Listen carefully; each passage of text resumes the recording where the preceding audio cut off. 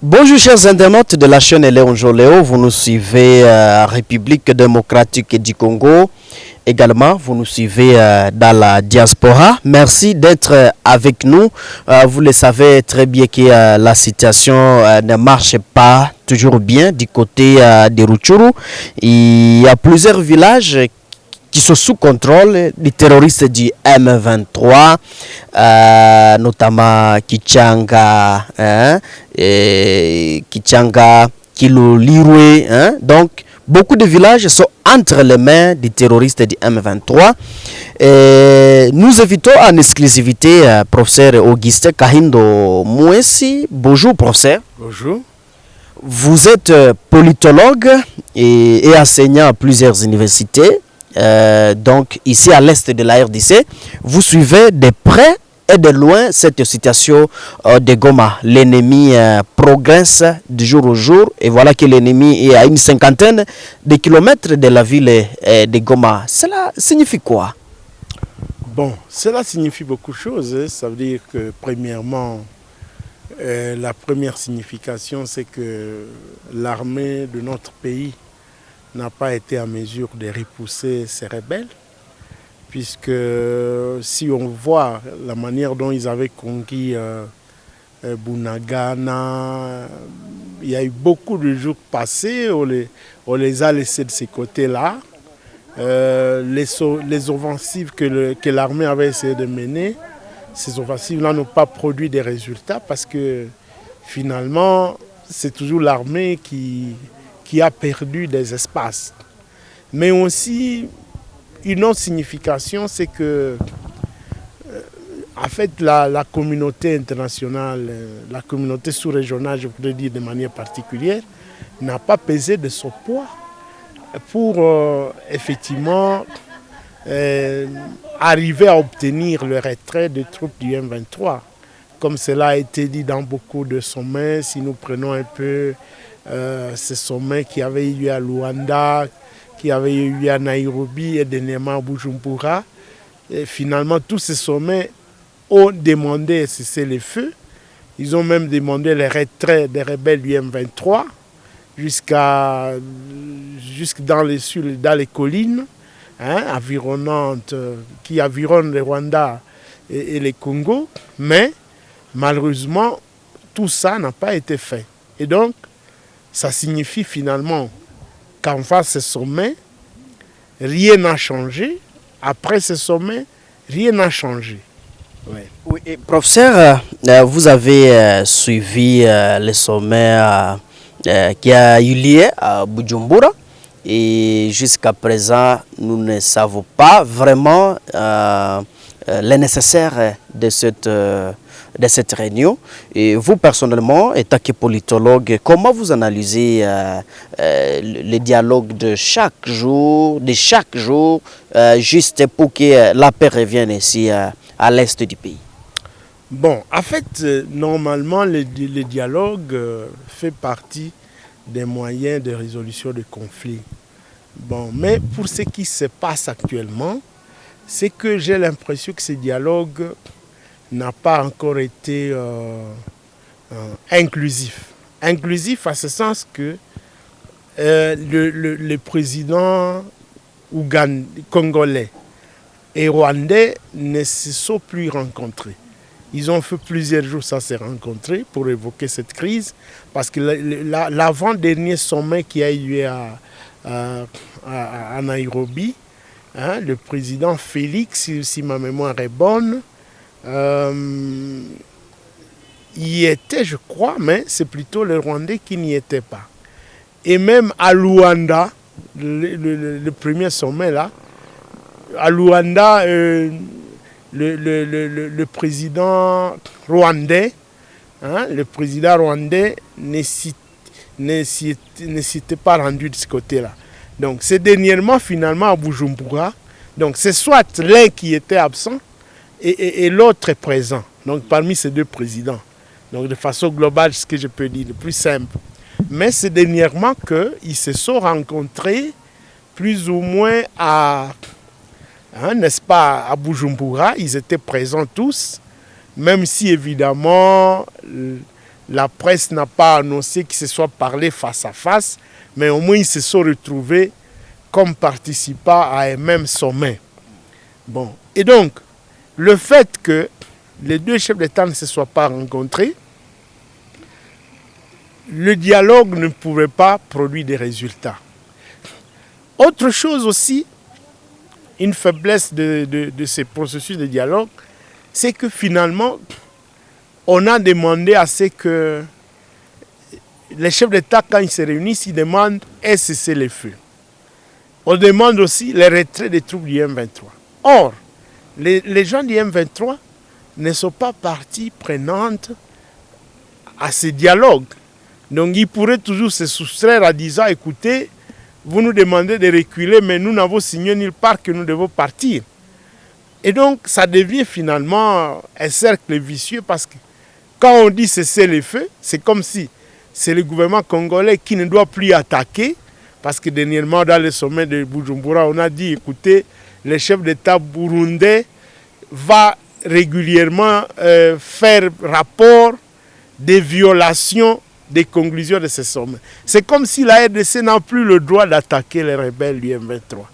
Mais en même temps, les rebelles du M23 pourraient dire, écoutez, nous ne sommes pas concernés par ces sommets, parce qu'ils ne sont pas partie prenante. Et voilà un peu donc une situation d'ambiguïté, hein, qui fait que le dialogue ne soit pas pour le moment la piste pouvant amener en tout cas la paix, à moins que l'on redéfinisse, en fait ces dialogues-là en essayant de les rendre plus inclusifs pour que tous les protagonistes effectivement prennent part à ces dialogues. Mais pour le moment c'est difficile.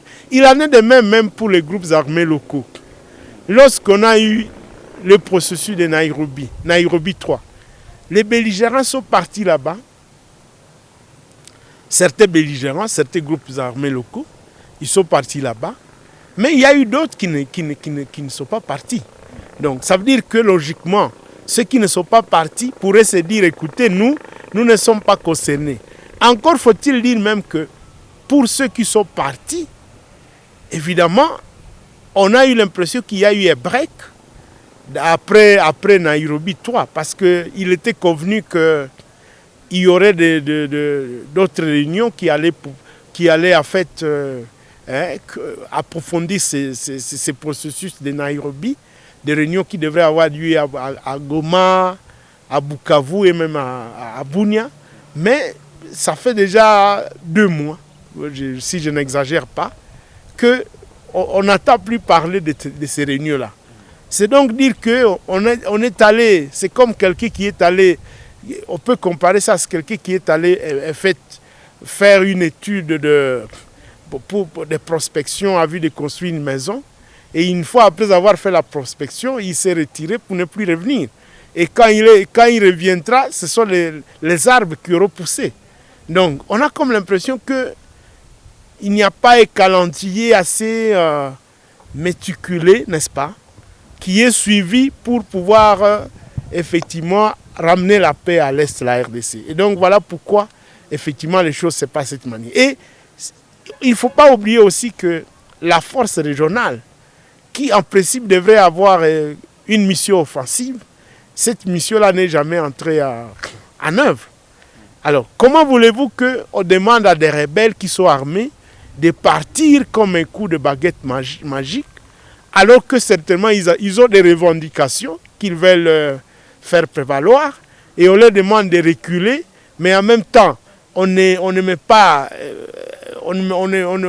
crée pas un cadre peut-être de discussion, on ne discute pas les modalités opérationnelles, et en même temps, comme ce sont des rebelles, on n'applique pas la force. On n'applique pas la force pour les contraindre à reculer. Donc, vous comprenez que, bon, c'est compter sur la bonne foi des rebelles pour qu'ils se retirent d'eux-mêmes, c'est s'attendre à beaucoup de choses. Hein. Donc, on dirait qu'on s'attendrait à un miracle. Ça serait un miracle, à mon avis, qui se retire sans qu'il n'y ait pas de garde-fous. Mais alors, vous ne souhaitez pas les dialogues pour l'État, pour que la paix revienne. Donc, pour dire que vous voulez seulement la guerre, donc les combats pour que le M23 quitte le sol congolais? Bon, je pense qu'il appartient au gouvernement de dire, de faire une analyse objective, hein, pour ne pas prendre parti. C'est le gouvernement qui doit faire une analyse objective en disant, est-ce que nous avons une armée capable de nous permettre de mettre hors d'état de nuire la rébellion? Si oui, alors il faut que le gouvernement utilise la force. Mais si par ailleurs le gouvernement se dit qu'il n'a pas les moyens, une force, une armée capable de lui permettre de chasser la rébellion, alors le gouvernement est libre de dire, écoutez, nous y allons d'abord par des négociations, question de préparer notre armée. Donc, ces choix-là, c'est le gouvernement qui doit les faire. Ces choix-là, c'est le gouvernement qui doit les faire.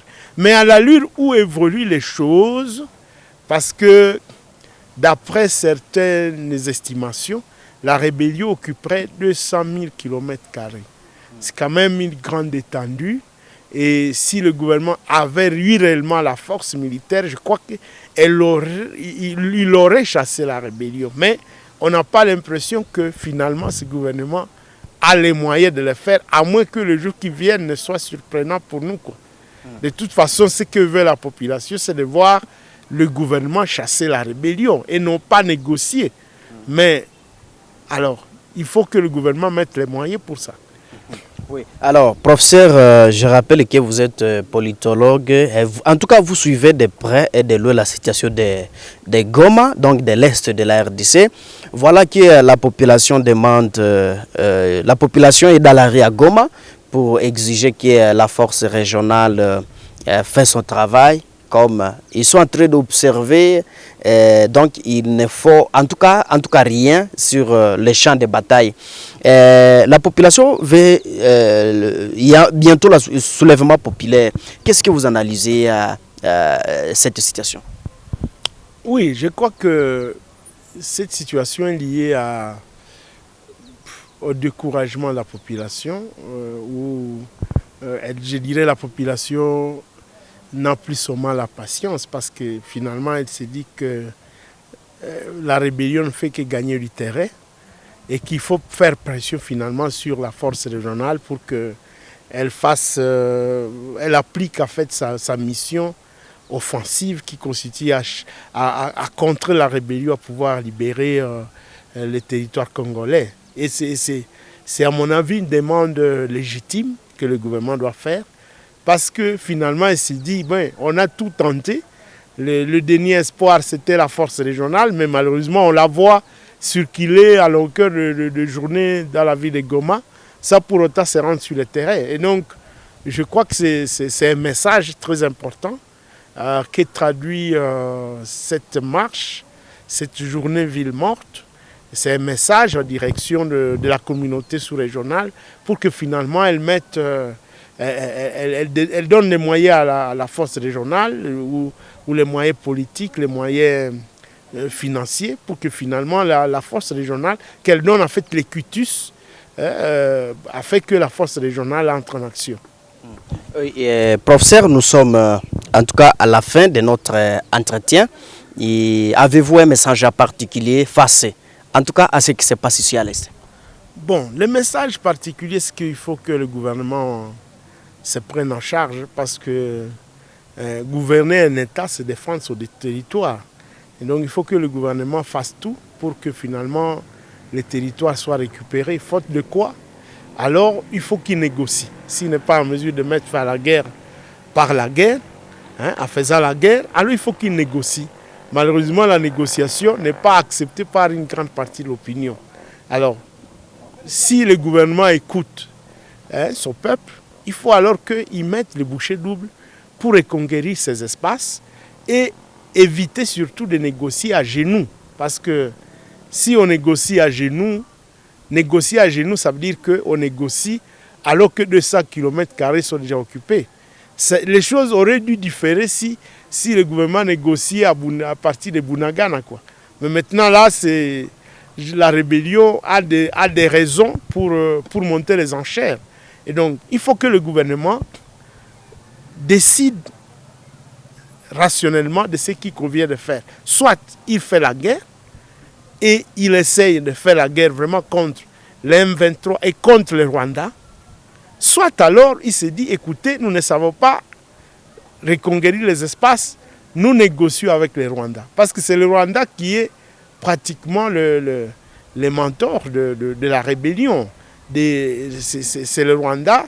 Derrière la rébellion, il y a les revendications du Rwanda, c'est connu. Oui, en tout cas, nous sommes à la fin de notre entretien. Nous avons reçu le professeur Auguste Kaindo Mouessi, il est politologue et enseignant à plusieurs universités ici à l'Est donc de la RDC. Merci d'être avec nous, merci de nous avoir suivis. Je suis Mwana Mpenzi Manzekele. À sa présentation, au revoir. Merci.